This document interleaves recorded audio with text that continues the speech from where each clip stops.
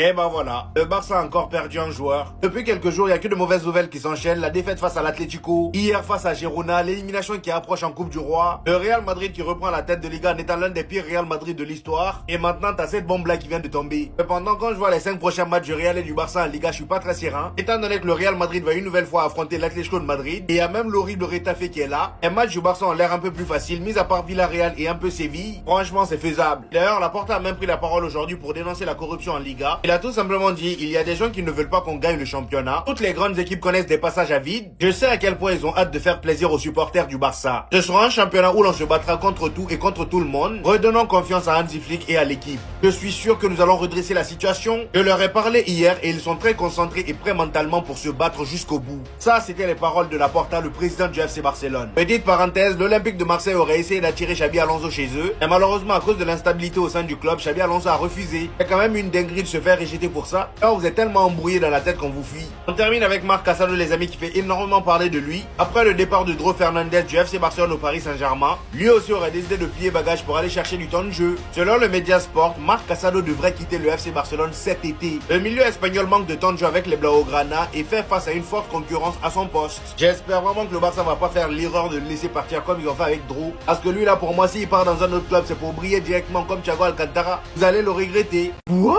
Est-ce que vous avez vu ce qui s'est passé avec Lamine Yamal? On était à 2 doigts d'une catastrophe hier. Déjà parlons de la polémique sur la faute non sifflée de Jules Koundé. Hier, après s'être fait écraser les pieds, on a vu Lamine Yamal lui demander de rester par terre. Regardez attentivement ce qui va se passer. Là, Jules Koundé voulait se lever. Lamine Yamal lui a demandé gentiment de se recoucher pour aller protester auprès de l'arbitre. Et pendant ce temps, lui, il était là à faire semblant d'avoir toujours mal. Sauf que malheureusement pour lui, il jouait pas bien son rôle. Il n'avait pas l'air d'avoir trop mal. Maintenant, regardez la réaction de Lamine Yamal quand il voit ça. Il n'a pas aimé l'acting. Il lui demande d'aggraver la situation et il part par là à l'arbitre. Et t'as Jules Koundé, lui, qui obéit.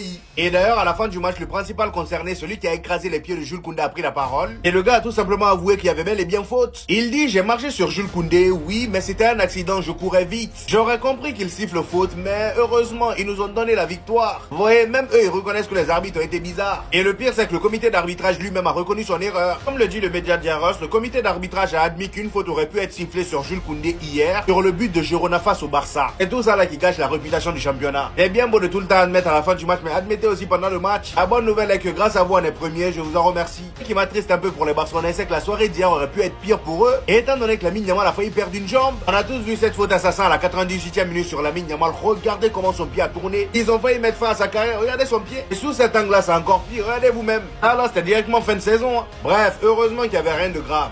Mais c'est une folie ce qui vient de se passer. Galatasaray vient tout simplement d'écraser la Juventus 5-2 dans un match encore une fois où la Juventus a été pitoyable défensivement. Et le pire dans tout ça, c'est qu'ils étaient sur 3 matchs sans victoire avant ce match. À la 15e minute après l'ouverture du score de Galatasaray par Gabriel Sara, ils n'ont même pas le temps de célébrer que la Juventus égalise. Égalisation de Coupe Mainers qui d'ailleurs claque un doublé. C'est encore lui qui vient claquer le deuxième but à la 32e minute. Tout partait bien pour la Juventus à la mi-temps avec 2-1 pour eux. Malheureusement, dès leur retour en deuxième mi-temps, il y a Noah Lang qui fait mouche. Le gars il vient, il égalise. Et tellement Galatasaray avait l'air déterminé, ils ont continué à pousser jusqu'à ce que Sanchez marque le 3e but. À partir de là, la Juventus commençait à sombrer. Malheureusement pour eux, ils ont leur joueur Cabal qui prend un carton rouge. Le gars il venait juste d'entrer et 20 minutes après, il sort. Et c'est juste après sa sortie que Noah Lang vient mettre fin au débat. Doublé pour lui ce soir. La Juventus commençait à faire n'importe quoi. Défensivement parlant, c'était le désordre total, des pertes de balles bêtes. Et c'est d'ailleurs sur ces pertes de balles que le 4e but vient. Et pour bien terminer la soirée, Sacha Boey qui rentre en jeu, le gars même pas 3 touches de balle, il met dedans. Il est rentré, première occasion dans la surface, il n'a même pas hésité, il a allumé les cages, c'est rentré.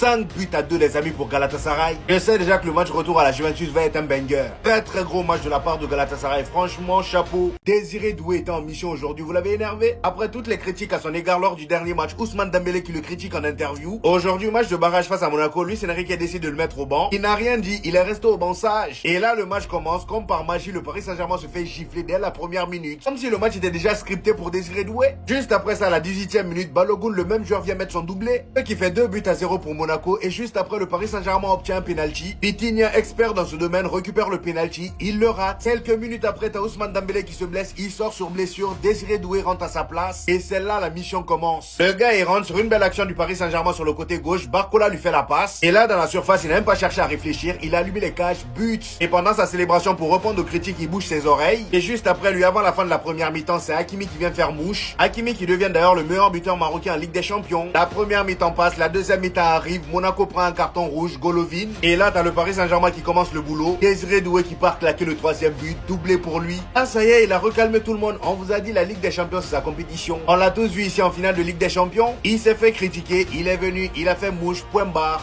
Et là au moment où je vous parle, le match n'est pas encore terminé. C'est vraiment une folie.